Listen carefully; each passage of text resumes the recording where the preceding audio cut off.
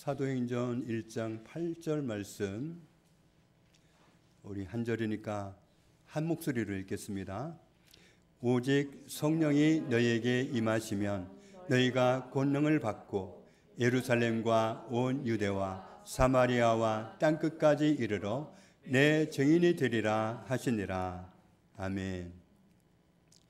하나님께서 본래 사람을 지으실 때 사람은 하나님과 함께 살아가는 존재로 지으셨습니다. 그런데 아담과 하와가 사기꾼에게 속아서 하나님의 통치를 거부했습니다.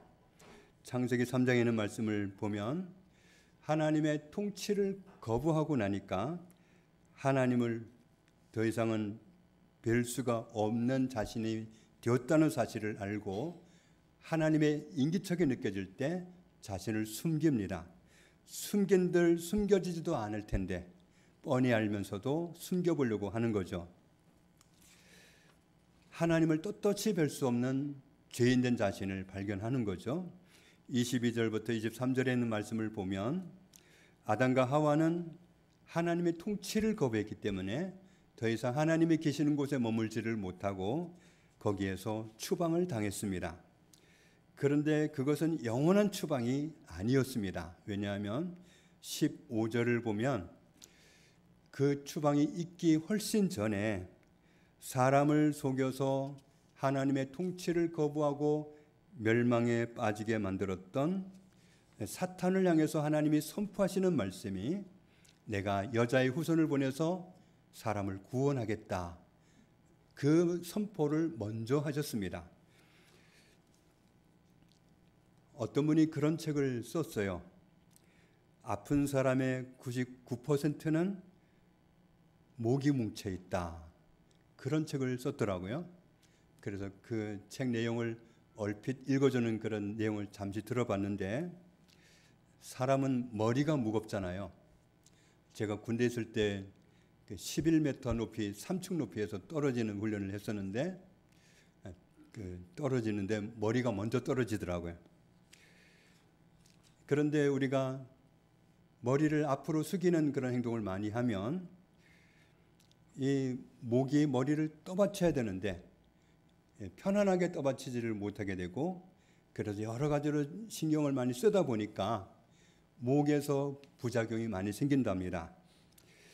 그래서 우리가 그런 정말 잘못 틀어진 상태로 목이 딱 떠받치고 있게 되면 그럼 시간이 지나면서 목이 불편하다는 걸 못 느끼는데 느끼는 건 못 느끼지만 익숙해져서 못 느끼지만 사실은 목 안에서는 여러 신경들이 눌리게 되고 그래서 혈액이 순환하는 것도 장애가 되고 그래서 몸 전반에 문제가 오게 돼 있다는 겁니다.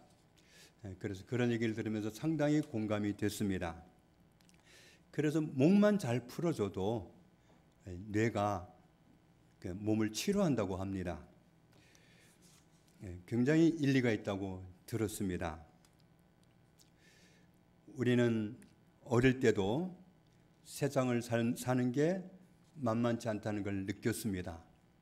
또 어른이 되고 보니까 어른이 되고 봐도 역시 세상 사는 건 호락호락하지 않다는 것을 절감하게 됩니다. 우리가 나이를 불문하고 왜 이렇게 세상을 사는 게 힘든지 성경은 이렇게 말씀합니다. 예레미야 2장에 우리의 악이 우리를 징계하는 것이고 우리의 반역이 우리를 책망하는 것이다. 우리가 하나님을 버려서 힘들게 되었고 우리가 하나님과 멀어져서 우리의 삶이 고통스럽게 되었다고 말씀합니다. 그래서 마태복음 11장에 이렇게 선포하시는 거죠. 예수님께서 하시는 말씀이 수고하고 무거운 짐진 자들아 다 내게로 오라. 내가 너희를 쉬게 하리라. 요한복음 7장 끝부분에도 주님이 말씀하십니다. 누구든지 목마르거든 내게로 와서 마시라. 하나님께로 돌아가야 되겠는데 예수님께로 나아가면 되겠는데 시편 1편에 있는 말씀을 보면 그러므로 악인들은 심판을 견디지 못하며 죄인들은 의인들의 모임에 들지 못하리로다. 악인이어 가지고는 심판받을 일만 있지 하나님 나라에 갈 수가 없고 하나님께 나아갈 수 없고, 죄인이어 가지고는 의인의 몸에 낄 수도 없다. 6절에 보면 의인은 하나님이 인정하셔도 악인은 망하는 것밖에 남아있는 게 없다. 의인만 하나님께 나갈 수 있지 죄인은 하나님께 나갈 수가 없습니다. 그런데 성경은 우리에게 굉장히 충격적인 말씀을 하시죠. 로마서 3장에 모든 사람이 죄를 범하였기 때문에 하나님께 얼씬도 할 수가 없다. 하나님께 나아가려면 죄인 상태로는 안 된다는 사실을 우리는 발견할 수밖에 없고, 하나님께 나아가려면 그렇다면 먼저 의인이 되어야 되는데, 죄 없는 사람이 되어야 되는데 어떻게 의인이 되는가? 어떻게 죄 없는 사람이 될 수 있는가? 그런 길이 있기는 한가? 우리가 그 진리를 먼저 발견하는 것이 중요합니다. 그런데 결론부터 말씀드리면 우리 스스로는 방법이 없습니다. 우리에게 방법이 있다면 해봐라 했을 겁니다. 방법이 없기 때문에 하나님이 맨 처음부터 구원자를 보내서 구원하신다고 약속하신 겁니다.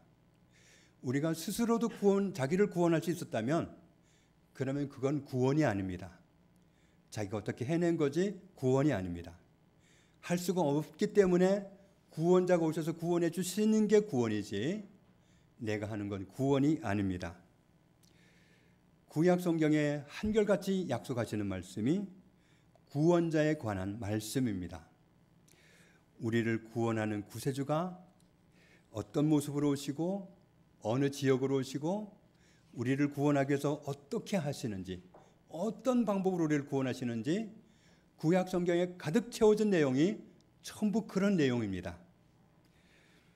사도행전 5장에 있는 말씀을 보면 예수님이 온 인류를 구원해 주신 사실을 발견한 사람들이 모인 곳이 교회였습니다. 이스라엘 사람들은 하나님께서 그리스도를 보내서 구원하신다는 약속을 알고 있는 사람들이었습니다. 그렇기 때문에 그들에게는 우리에게 말하듯이 복음을 길게 설명할 필요가 없었습니다. 이 말만 하면 됐어요.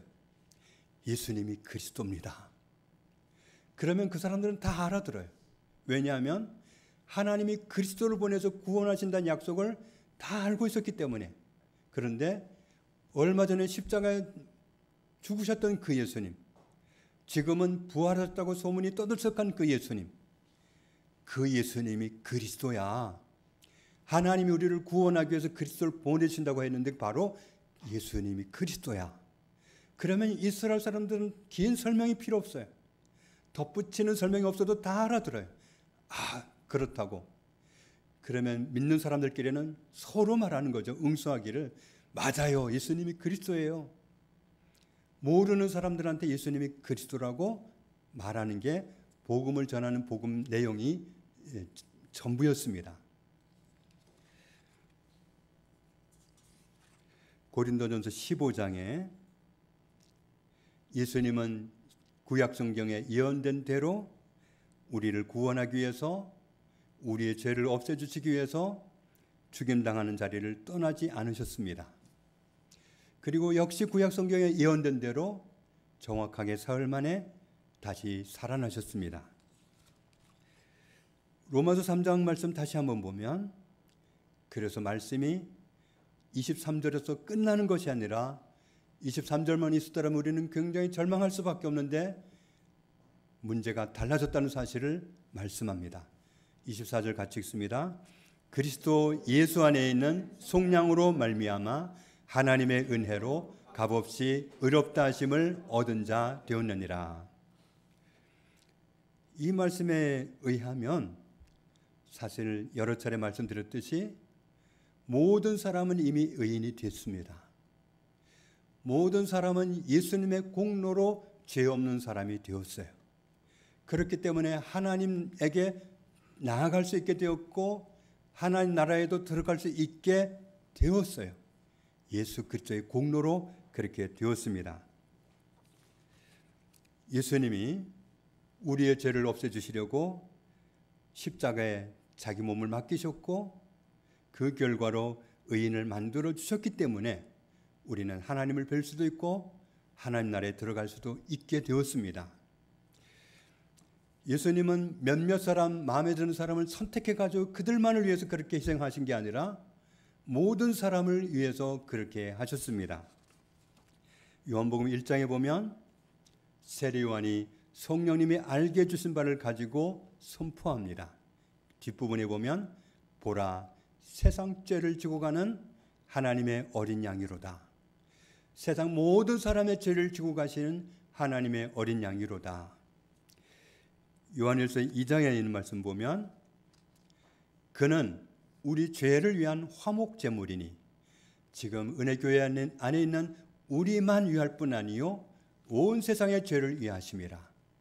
세상의 죄인 된 모든 사람을 위해서 그리스도께서 그렇게 하셨다. 사람이 사기꾼에게 속아서 자신을 죄로 더럽히고 하나님을 등졌지만 하나님은 처음부터 우리를 벌하시겠다고 말씀하시지 않았습니다. 오히려 속아서 넘어진 우리를 구세주를 보내서 그리스도를 보내서 구원하시겠다고 약속하셨습니다.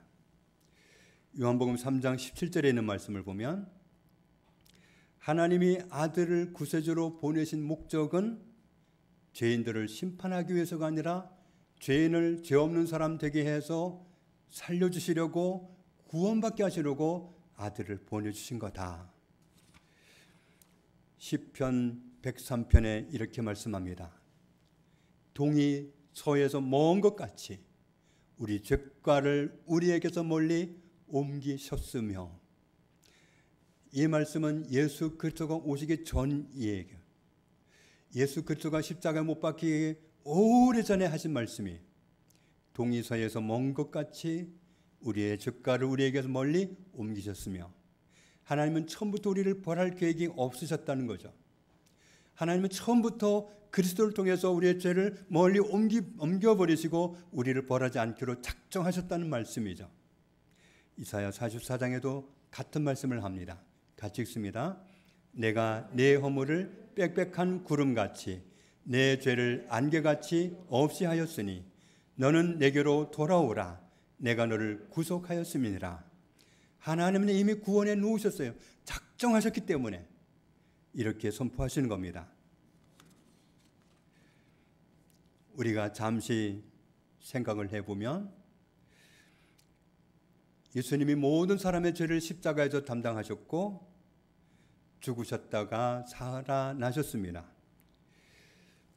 그래서 그 사건을 계기로 모든 사람이 사실은 의인이 되었고 죄 없는 사람이 되었습니다.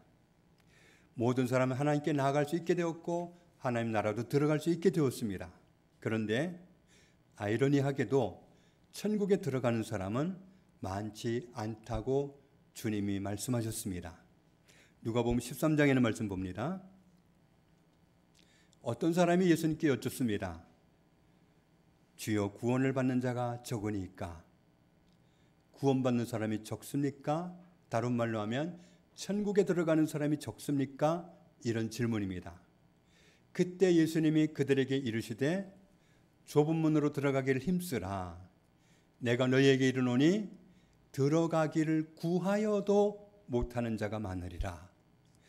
천국에 들어갈 수 있는 모든 길을 다 터놓으셨음에도 불구하고, 그리고 들어가기를 원함에도 불구하고 못 들어간 사람이 많으리라. 어떻게 이런 일이 있을 수 있을까요? 예수님은 죄인들의 죄를 없애주시려고 오셨고 정확하게 모든 사람의 죄를 담당하고 이미 고난을 받으신 지가 2000년이 넘었습니다. 그때 십자가 사건을 통해서 우리는 다 죄사함을 받았고 하나님은 이미 우리를 예수 그리스도 안에서 의롭다고 선포하신 사실을 확인했습니다. 그런데 왜 들어가기를 원해도 들어가지 못하는 사람이 많을까? 요한일서 3장에는 말씀 봅니다. 예수님이 오셔서 우리의 죄를 없애주셨습니다. 그런데 왜 들어가기를 원하는데도 못 들어간 사람이 많을까요? 로마서 3장 24절에 예수님이 우리 죄를 위해서 희생당하신 결과로 하나님이 그 사건을 계기로 우리를 의롭다고 이미 말씀하셨는데 우리는 의인이 되었건만 왜 천국에 들어가기를 원해도 못하는 사람이 많다고 하셨을까? 문제는 각 사람이 예수님 앞에서 하나님 앞에서 너는 의롭다는 말씀을 들어야 됩니다. 26절 말씀 보겠습니다. 같이 읽습니다. 곧 이때에 자기의 의로우심을 나타내사 자기도 의로우시며 또한 예수 믿는 자를 의롭다 하려 하심이라. 예수님이 나를 영생하도록 죄를 없애주시고 의인 만들어 주셨음을 믿는 사람에게 그 사람을 향해서 개별적으로 의롭다 하시는 겁니다. 모든 사람을 다 의롭게 만들어 놓으셨지만 이 사실을 받아들이는 사람, 이 사실을 믿는 사람을 향해서 너는 의롭다고 하시는 거예요. 그 의롭다 하시는 말씀을 개인적으로 들어야, 개인적으로 받아야 그 사람이 하나님 나라에 들어갈 수 있는 겁니다. 이어지는 말씀 보면 그런즉 자랑할 때가 어디냐? 있을 수가 없느니라. 무슨 법으로냐? 행위로냐? 아니라 오직 믿음의 법으로니라. 예수님이 나를 의롭게 만드셨다는 사실을 믿음으로 의롭다함을 얻는 거다. 그러므로 사람이 의롭다 하심을 얻는 것은 율법의 행위에 있지 않고 믿음으로 되는 줄 우리가 인정하노라. 내가 의롭게 된 사실을 하나님 앞에서 확인하고 천국에 들어가게 되었다면 자랑할 일이 없다. 나를 의롭게 만들어주신 예수님을 믿음으로 의롭게 된 것이기 때문에 자랑할 게 없다. 그래서 그렇게 복음을 말해도 못 알아듣는 사람을 향해서 욕할 이유가 전혀 없다. 나는 먼저 알게 해주신 은혜를 입은 거고 그 사람은 아직 알게 해주신 은혜를 못 입은 거고 누가 먼저 될지는 알 수 없습니다.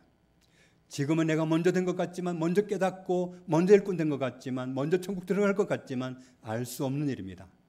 그렇게 못 알아듣던 사람 사도 바울이 뒤집어지는 것처럼 그렇게 못 알아듣는 사람이 어느 날 완전히 변화돼서 더 충성스럽게 주님을 섬길 수도 있는 겁니다. 개별적으로 각 사람이 하나님 앞에서 의롭다 하심을 얻어야 됩니다. 28절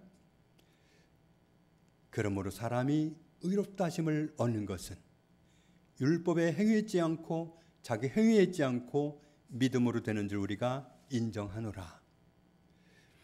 예수님이 나를 의인 만들어 주시려고 그렇게 고난 받으신 사실을 아는 사람이 하나님 나라에 들어갈 수 있습니다. 단지 예수님이 나를 의인 만들어 주시려고 나를 위해서 십자가에 고난받은 사실을 알아요. 그 사실을 믿어요. 그 정도만을 요구하는 게 아니라 정말 예수님이 나를 구원하기 위해서 그렇게 하신 사실을 아는 사람은 죄를 미워하고 죄를 끊으려고 작정하고 죄를 끊으려고 몸부림치면서 살아갑니다. 정말 예수님이 나를 죄에서 분리시키려고 죄에서 단절시키려고 그 고난 당하신 사실을 정말 믿는 사람이라면 그 공로로 내가 의인이 되었다, 의롭다함을 얻었다고 아는 사람은 죄를 아주 미워하게 되어 있습니다.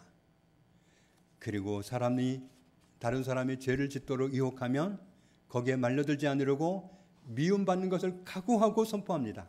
안 한다고, 안 간다고. 요한계시록 21장에 말씀합니다. 그러나 두려워하는 자들과, 이 두려워한다는 말이 원어로 보면 비겁한, 무서운, 겁내는 그런 뜻입니다. 예수님을 믿는다는 믿음을 말하면 자기의 믿음을 고백하면 부당한 대우를 받는다든지 목숨을 빼앗겠다고 덤벼든다든지 그게 두려워서 안 믿는 척, 그게 두려워서 나 예수 믿는 사람 아니야? 이렇게 말하는 사람, 그리고 믿지 아니하는 사람, 흉악한 사람, 살인자, 음행하는 사람, 점술가들, 우상숭배자들, 거짓말하는 모든 자들은 불과 유황으로 타는 못에 던져지리니 이것이 둘째 사망이라. 예수님이 나를 위해서 어떤 고난을 받으셨고 어떻게 내가 의인된 사실을 믿는 사람이 아니면 천국에 들어갈 수 없다는 겁니다. 예수님을 믿는 사람이라야 영원한 생명을 누릴 수 있는 천국으로 갈 수 있습니다. 그런데 계속 말씀드리지만 의인 되기 위해서만 예수님을 믿는 게 아니에요. 예수님이 나를 의인 만들어주신 거 알아요. 믿어요. 그리고 내 마음대로 사는 걸 말하는 게 아니에요. 죄를 미워하고 죄를 끊으려고 하고 죄를 자꾸만 내 삶에서 쳐내는 그런 삶을 드리는 그 각오가 들여져야 하는 겁니다. 정확하게 말씀드리면 소속을 바꾸는 것이 예수님을 믿는 겁니다. 요한일서 5장에 이렇게 말씀합니다. 또 아는 것은 우리는 하나님께 속하고 온 세상은 악한 자 안에 처한 것이며, 사람은 소속이 있다는 거죠. 하나님께 속해 있든지 악한 자에게 속해 있든지, 하나님께 속해 있든지 사탄에게 매여 있든지 소속이 있다는 거죠. 하나님께 속해 있는 사람이 아니라면 악한 자에게 매여 있는 사람이라는 겁니다. 로마서 4장에 말씀합니다. 같이 읽습니다. 예수는 우리가 범죄한 것 때문에 내줌이 되고 또한 우리를 의롭다 하시기 위하여 살아나셨느니라. 우리가 범죄한 것 때문에, 우리가 죄인 된 것 때문에 우리 죄를 없애주시기 위해서 대신 죄인 되시고 자기를 내어주셔서 죽음에 넘겨주셨습니다. 그리고 부활하신 이유는 뭐냐면 우리 곁에 계시면서 나에게 의롭다고 말해 주시기 위해서. 왜냐하면 사탄은 우리를 끊임없이 참소할 것이기 때문에 그 참소하는 자 앞에서 죄는 의로워, 그 말씀 해주시려고 주님이 부활하셨다는 겁니다. 그래서 우리는 항상 예수님이 필요합니다. 우리는 우리 자신이 언제 죽을지 모릅니다. 그런데 언제 죽더라도 내가 예수님을 믿고 예수님을 모시고 살다가 죽으면 참소하는 자 앞에서 예수님이 나를 두둔해 주시지 않겠어요? 죄는 의롭다. 네가 아무리 참소해도 죄는 의롭다. 내가 죄를 의롭게 한 사실을 제가 믿어. 그렇게 말씀하시기 위해서 부활하셨습니다. 그렇기 때문에 우리가 예수님을 항상 믿고 항상 모시고 살고 항상 따르면서 살아야 되겠습니다. 요한복음 14장에 있는 말씀도 예수님과 함께 있지 않으면 하나님 나라에 들어갈 수 없습니다.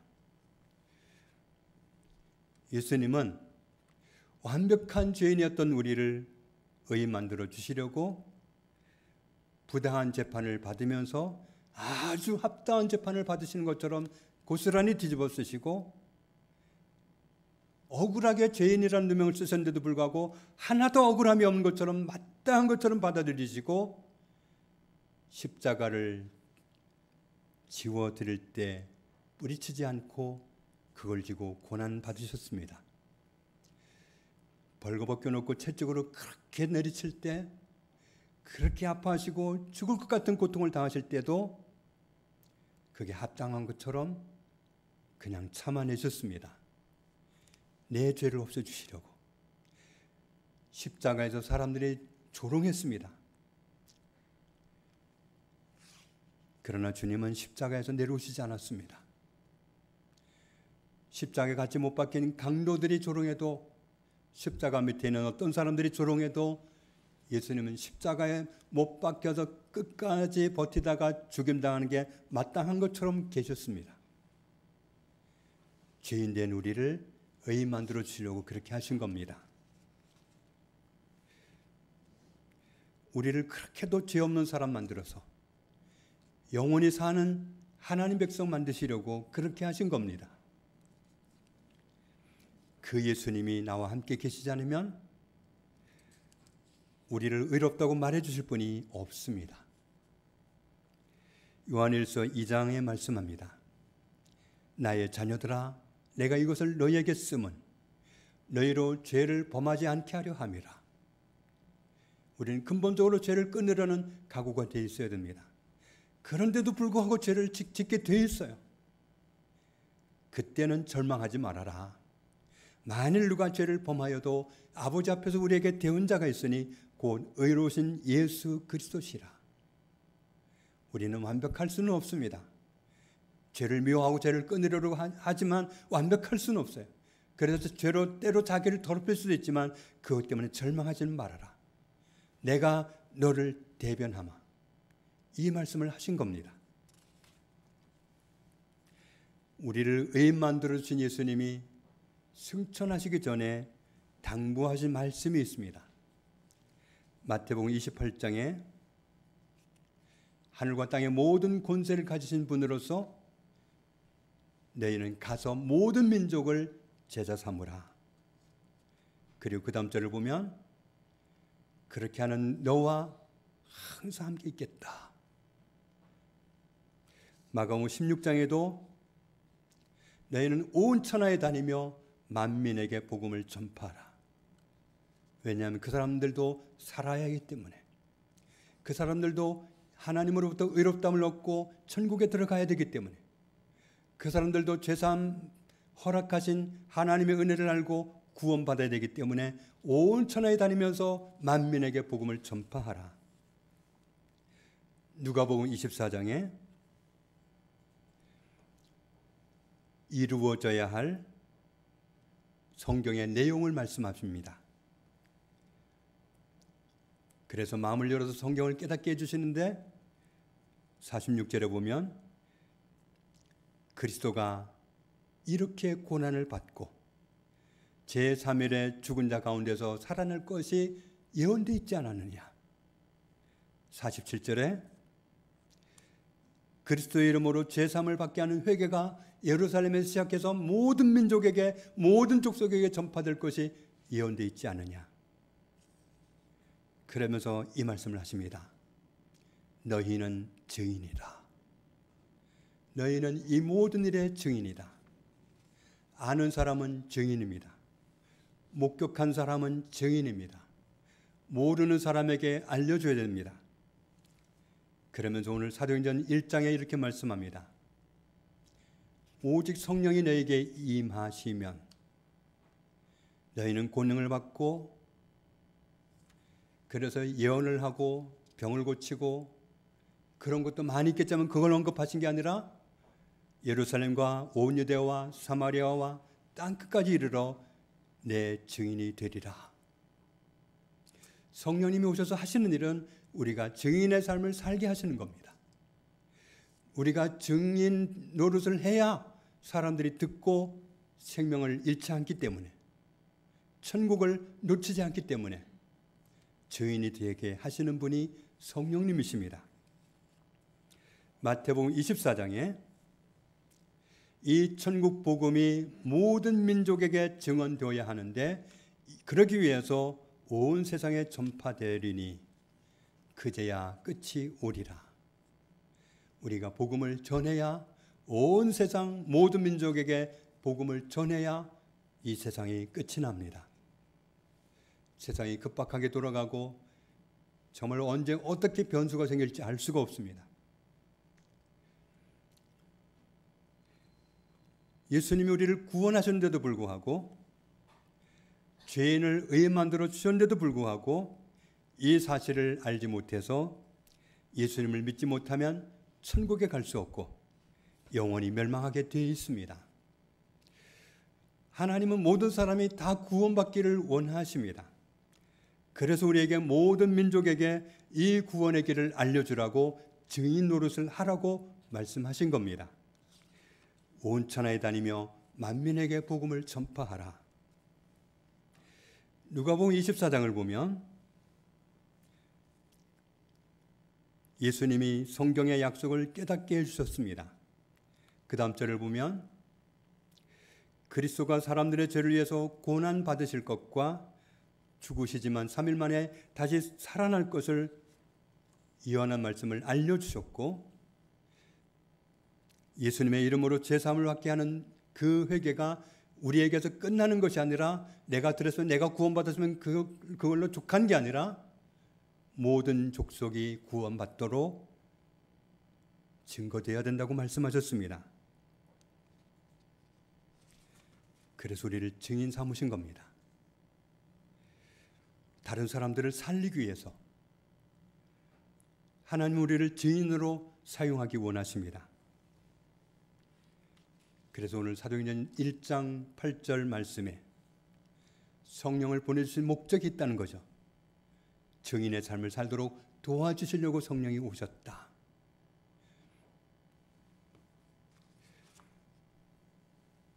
모든 민족에게 증인으로 다가가야 되겠는데, 온천하 모든 사람들에게 증인으로 다가가야 되겠는데 우리는 어떻게 하면 좋죠?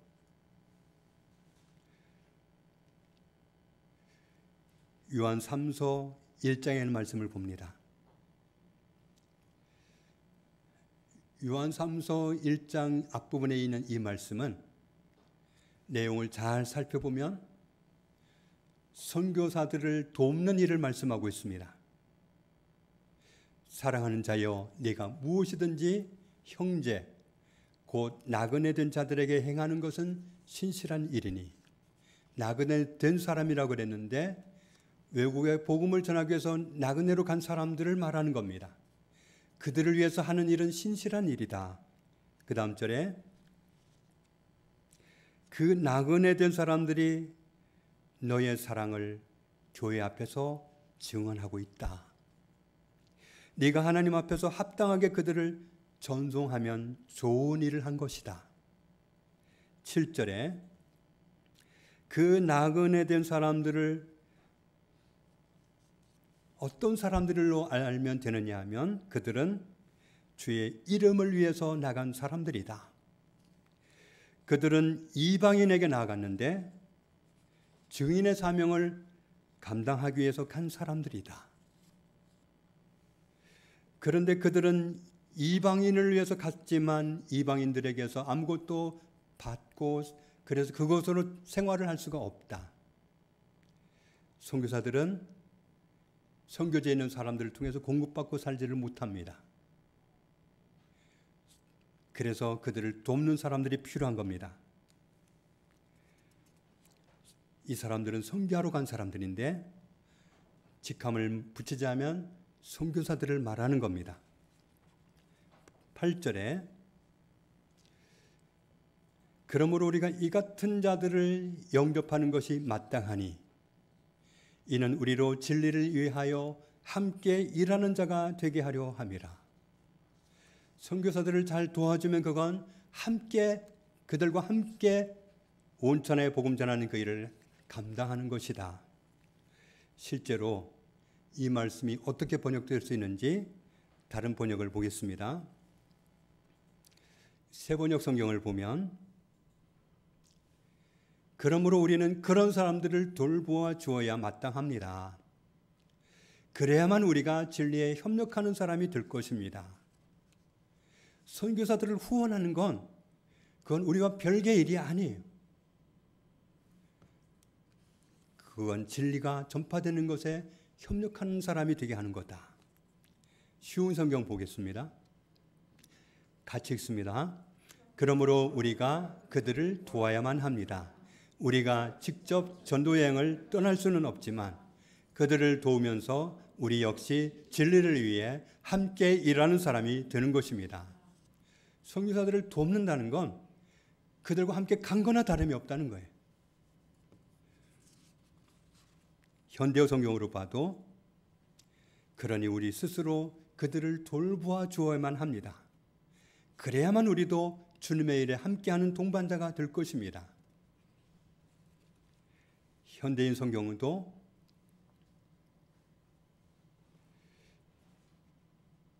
그러므로 우리는 그런 사람들을 도와야만 합니다. 그러면 우리가 진리를 위해 그들과 함께 일하는 사람이 될 것입니다. 우리 주보에 은혜교회가 후원하는 선교사님들 성함이 여러 올라와 있습니다. 그분들 중에는 몇몇 분은 어떤 분이 또 개별적으로 헌금을 해서 후원하는 분도 있습니다. 그런데 은혜교회에다 헌금해서 은혜교회가 후원하는 걸로 해달라고 했기 때문에 우리 주보에 이름이 있습니다. 이렇게 선교사님들을 후원하는 것은 그분들과 함께 현지에 같이 나가서 증인의 삶을 살고 있는 것과 다를 바 없다는 말씀을 지금 하고 있는 겁니다. 우리가 그분들과 함께 증인의 삶을 살기 위해서 선교사로 나가 있는 것과 다를 바가 없습니다. 그래서 우리는 주보에 있는 그 이름들을 보면서 정말 그 민족들을 하나님이 복음으로 정복되도록 그들을 속이고 있는 이슬람의 영들이 하나님의 권능으로 무너지도록 우리는 기도하면서 그렇게 협력하는 것이 맞습니다. 성령님이 우리에게 오신 목적 자체가 우리로 하여금 다른 요란한 일을 하면서 죽은 사람을 막 살려내고 그래서 은혜교회 이름이 세상에 높아지고 그걸 원하는 게 아니라 증인의 삶을 감당하게 하는 것입니다. 우리는 증인의 삶을 감당하는 것이 성령을 받은 목적입니다. 우리가 이 진리를 알지 못하면 성령의 능력을 구하다가 정작 증인의 삶을 놓칠 수 있습니다. 우리 교회는 현재 많은 선교사들과 함께 증인의 삶을 살고 있는 거고 우리는 그분들과 함께 현지에 가서 같이 사역하고 있는 거나 다를 바 없습니다. 이건 굉장히 자긍심이 있는 일입니다. 이건 굉장히 감사한 일입니다. 우리가 어떻게 한 선교사를 후원할 수 있겠어요? 어떻게 우리가 여러 선교사들을 후원할 수 있겠습니까? 우리처럼 한 가정에 10만 원 후원한다면 이건 협력 파송이라고 말합니다. 주 파송이 있고 협력 파송이 있는데 주 파송은 그래도 상당한 부분을 감당해 주는 거고 파송 교회가 돼가지고 그렇게 하는 것이고 우리 같은 경우는 한 가정에 10만 원씩 후원을 해주면서 협력 파송으로 섬기고 있습니다. 어떻게 우리가 10만 원씩 섬기면서 이렇게 여러 나라를 섬길 수 있겠어요? 이건 은혜입니다. 증인의 삶을 살게 하시려고 주신 은혜입니다. 교회들이 어려워지면 선교비 지출을 제일 먼저 줄인다고 합니다. 우리의 사명이 증인으로 살아가는 것이기 때문에 지금 현지에 가 있는 선교사들과 함께 증인의 삶을 살고 있는 거기 때문에 혹시 은혜교회가 재정이 어려워진다 하더라도 선교사 지원을 줄입시다. 이런 말은 제발 하지 맙시다. 이건 하나님을 당황하게 하는 겁니다. 선교사들을 당황시키는 거기도 하지만 하나님을 당황하게 하는 겁니다. 우리는 좀 졸라매는 한이 있어도 하나님을 당황하게 하는 일은 하지 말아야 할 것입니다. 왜냐하면 우리의 사명이 증인의 삶을 사는 것이기 때문에 그렇습니다. 우리가 마지막 순간까지 증인의 삶을 살게 하시는 성령님과 동행하는 저 여러분 되시기를 주님의 이름으로 축복합니다. 아버지 감사합니다. 예수 그리스도를 통해서 구원해 주신 은혜, 의인 되게 하셔서 영원한 생명 되시는 그리스도를 모시고 천국 사람이 되게 해주신 은혜 감사합니다. 나를 살리기 위해서, 나를 구원하기 위해서, 나를 죄 없는 의인 만드시기 위해서 그리스도가 어떤 고난을 받은 사실을 알기 때문에 우리가 죄를 미워하고 죄를 근절하고 날마다 거룩함을 입는 거룩한 성도로 날마다 변화되게 해 주옵소서. 그리고 모든 민족, 모든 족속 구원받기 원하셔서 증인의 삶을 명령하셨고 실제로 이것을 도와주시기 위해서 성령님을 보내주셨사오니 증인의 삶을 끝까지 다 할 수 있도록 은혜 입혀 주옵소서. 예수님의 이름으로 기도합니다. 아멘. 505장